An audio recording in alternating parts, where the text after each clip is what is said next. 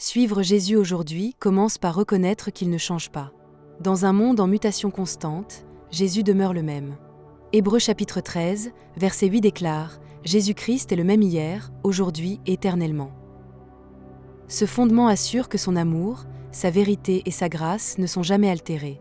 Beaucoup cherchent des repères dans la technologie ou les idéologies modernes, mais le disciple de Christ ancre sa vie dans celui qui transcende le temps. Suivre Jésus aujourd'hui signifie faire confiance à sa constance dans un monde instable et s'attacher à ses paroles éternelles, encore pertinentes pour notre génération. Nous vivons à une époque saturée d'informations, de notifications et de distractions.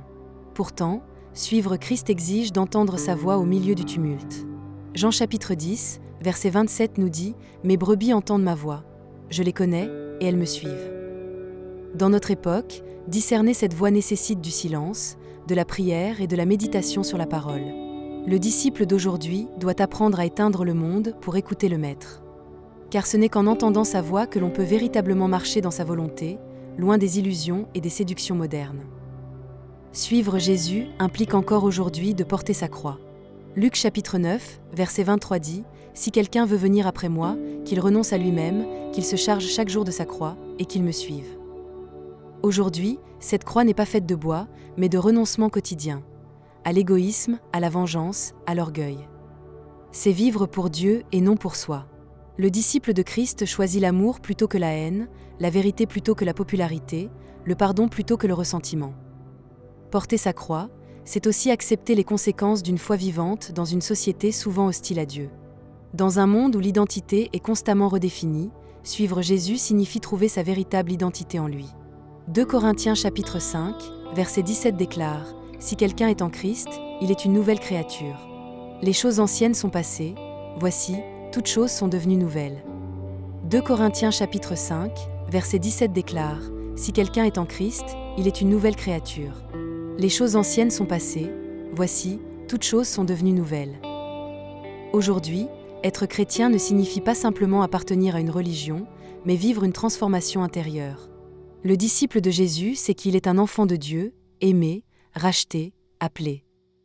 Il n'a pas besoin de chercher sa valeur dans les apparences ou les réseaux sociaux, car son identité est enracinée dans le Christ vivant. Le monde moderne relativise la vérité, mais Jésus affirme « Je suis le chemin, la vérité et la vie » Jean chapitre 14, verset 6. Aujourd'hui, suivre Jésus, c'est marcher dans la vérité, même quand elle est impopulaire. Le disciple de Christ refuse les compromis moraux et les mensonges séduisants. Il s'engage à vivre selon la parole de Dieu, qui est la vérité, Jean chapitre 17, verset 17.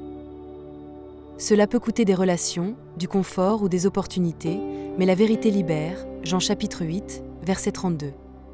Suivre Jésus, c'est vivre avec intégrité, même dans un monde qui préfère l'illusion. Suivre Christ aujourd'hui ne consiste pas seulement à croire, mais à agir. Jacques chapitre 2, verset 17 dit « La foi, si elle n'a pas les œuvres, est morte en elle-même. » Le disciple authentique manifeste sa foi par l'amour, le service et la justice. Il ne reste pas passif face à la souffrance ou à l'injustice. Il s'implique dans sa communauté, il console, il nourrit, il visite. Il est les mains et les pieds de Jésus dans un monde en détresse. Car suivre Jésus, c'est faire ce qu'il ferait, aimer les rejetés, défendre les opprimés, guérir les cœurs brisés. Jésus a dit dans Jean chapitre 13, verset 35, « À ceux-ci tous connaîtront que vous êtes mes disciples, si vous avez de l'amour les uns pour les autres. » Dans notre époque, où le repli sur soi et l'individualisme dominent, l'amour chrétien devient un puissant témoignage. Cet amour n'est pas sentimental, mais pratique, patient, sacrificiel. Il dépasse les différences, guérit les divisions, construit des ponts. Suivre Christ, c'est refuser la haine, la rancune et choisir l'amour, même quand c'est difficile. C'est tendre la main aux frères blessés, aux voisins inconnus, à l'ennemi même. Les écrans, les réseaux, les flux constants d'images et de tentations, telle est la réalité du monde actuel. Suivre Jésus, c'est résister à ces pièges modernes. 1 Corinthiens chapitre 10, verset 13 nous assure que Dieu préparera aussi le moyen d'en sortir afin que vous puissiez la supporter. Le disciple veille sur ses yeux, ses pensées, ses choix. Il choisit des contenus qui élèvent, non qui abaissent. Il se discipline, il se protège, car il sait que ce qu'il consomme influence son cœur. Être fidèle à Christ aujourd'hui, c'est aussi sanctifier son usage du numérique. Suivre Jésus, c'est appartenir à son corps, l'Église. Hébreux chapitre 10, verset 25 nous exhorte à ne pas abandonner notre assemblée. De nos jours, l'individualisme pousse à vivre une foi solitaire, virtuelle, sans engagement.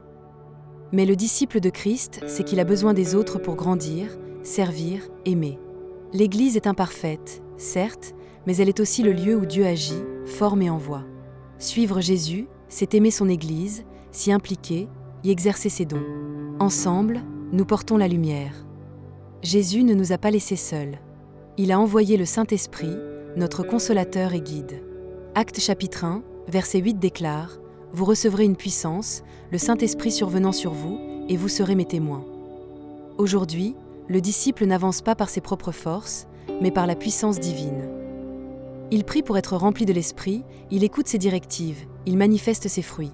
Amour, joie, paix, patience, Galates chapitre 5, versets 22 à 23. Suivre Jésus, c'est dépendre de l'Esprit chaque jour, pour vivre saintement, parler avec sagesse et impacter son environnement. Suivre Christ n'est pas toujours confortable. Jésus a averti dans Matthieu chapitre 5, verset 10, « Heureux ceux qui sont persécutés pour la justice ».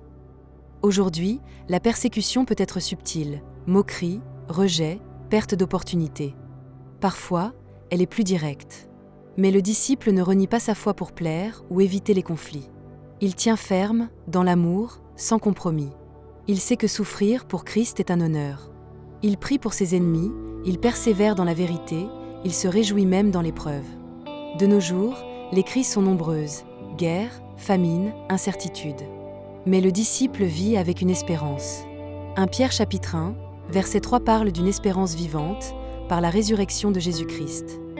Cette espérance n'est pas naïve, mais enracinée dans la victoire de Jésus. Suivre Christ, c'est regarder au-delà des ténèbres présentes. C'est savoir que Dieu règne, que son royaume vient, que la vie éternelle est réelle. Cela donne du courage pour aujourd'hui, de la paix dans la tempête. Marc chapitre 16, verset 15 dit « Allez par tout le monde et prêchez la bonne nouvelle à toute la création ». Dans notre époque, témoigner de Jésus ne se fait pas toujours en chair, mais souvent au quotidien.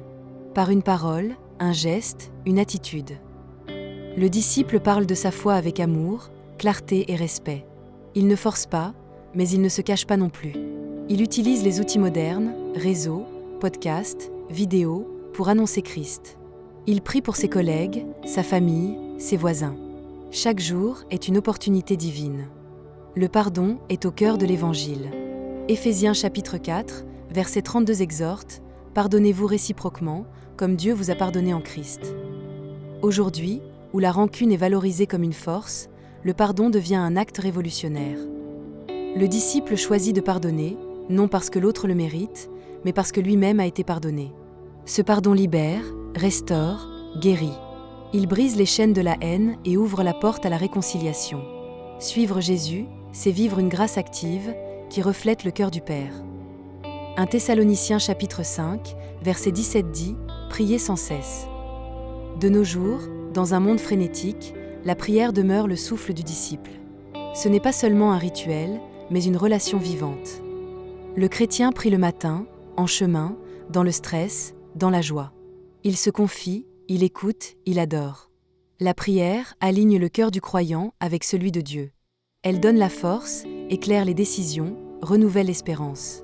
Suivre Christ, c'est cultiver une vie de prière sincère, constante, profonde. Matthieu chapitre 24, verset 13 nous avertit « Celui qui persévérera jusqu'à la fin sera sauvé ». Suivre Christ ne se mesure pas à un moment d'émotion, mais à une vie de fidélité.